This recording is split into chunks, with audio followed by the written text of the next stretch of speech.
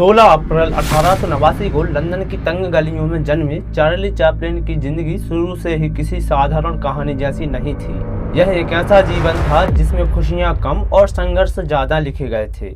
उनके माता पिता दोनों कलाकार थे, लेकिन स्थिरता कहीं नहीं थी। पिता शराब की लत में डूबे हुए थे और मां आर्थिक तंगी से जूझ रही थी। घर में प्यार कम और असुरक्षा ज्यादा थी। यही वजह रही कि छोटी उम्र में चार्ली चैपलिन को जीवन की कठोर सच्चाइयों का सामना करना पड़ा। कई बार उन्होंने भूखे पेट सोना पड़ा और कई बार हालात ऐसे बने कि उन्हें वर्क हाउस भेजा गया, जहां इंसान से ज्यादा एक बोझ जैसा व्यवहार किया जाता था। यही वो दौर था जिसने उनके अंदर उस दर्द को जन्म दिया जो आगे चलकर पूरी दुनिया को हंसाने का कारण बना।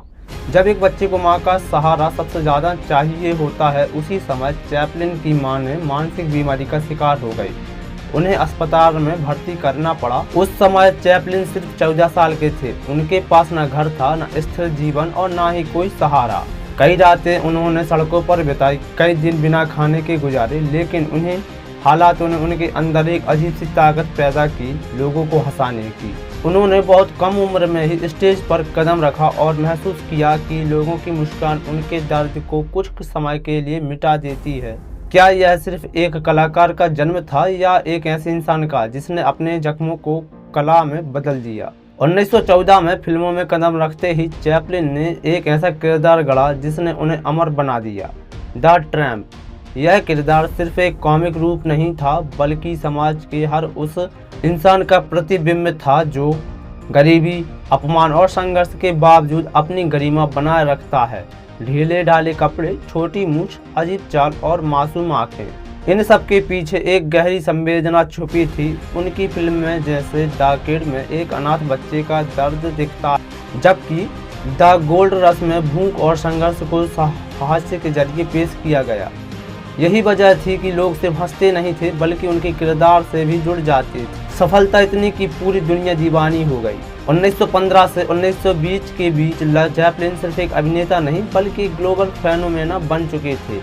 उनकी लोकप्रियता इतनी बढ़ गई थी कि लोग उनके जैसे कपड़े पहनने लगे, उनकी स्टाइल की नकल करने लगे और उनके नाम पर गाने तक बनने लगे। 1919 में उन्होंने यूनाइटेड आर्टिस्ट की स्थापना की, जिससे उन्हें अपनी फिल्मों पर पूरा नियंत्रण मिला। उस समय यह कदम बहुत बड़ा और साहसिक माना गया, क्योंकि इससे कलाकारों को पहली बार अपनी रचनात्मक स्वतंत्रता मिली। उनकी हर फिल्म रिलीज होते ही रिकॉर्ड तोड़ कमाई करती थी और वे दुनिया के सबसे अमीर और प्रभावशाली कलाकारों में गिने जाने लगे। लेकिन क्या इतनी ऊंचाइयों पर पहुंचने के बाद भी इंसान सुकून पा सकता है? उनकी निजी जिंदगी को लेकर विवाद खड़े हुए और मीडिया ने उनकी छवि को नकारात्मक रूप से पेश किया। स्थिति इतनी बिगड़ गई कि 1952 में उन्होंने अमेरिका छोड़ना पड़ा। यह वही देश था जिसने उन्हें सुपरस्टार बनाया था।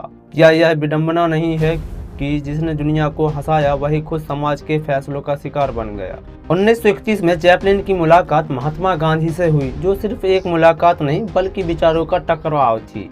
चैपलिन मशीनों और आधुनिकता के पक्ष में थे, जबकि गांधी जी मानव श्रम और स्वदेशी के समर्थक थे। दोनों के बीच हुई इस गहरी बातचीत ने चैपलिन को सोचने पर मजबूर कर दिया। कहा जाता है कि इसी मुलाकात का प्रभाव उनकी टाइम्स में साफ दिखाई देता है, जहां उन्होंने औद्योगिकरण के कारण इंसान के मशीन बनने की कहानी दिखाई है। यह सिर्फ एक फिल्म नहीं थी, बल्कि समाज के लिए एक चेतावनी थी। चैपलिन सिर्फ एक अभिनेता नहीं थे, बल्कि एक संपूर्ण कलाकार थे। उन्होंने अपनी फिल्मों को खुद लिखा, निर्देशित किया, एडिट किया और यहाँ तक कि संगीत भी बनाए। वे एक परफेक्शनिस्ट थे जो एक सीन को सही बनाने के लिए सैकड़ों बार शूट कर सकते थे। 1972 में जब उन्हें ऑस्कर से सम्मानित किया गया तो पूरा हॉल खुद खड़ा होकर 12 मिनट तक तालियां बजाता रहा।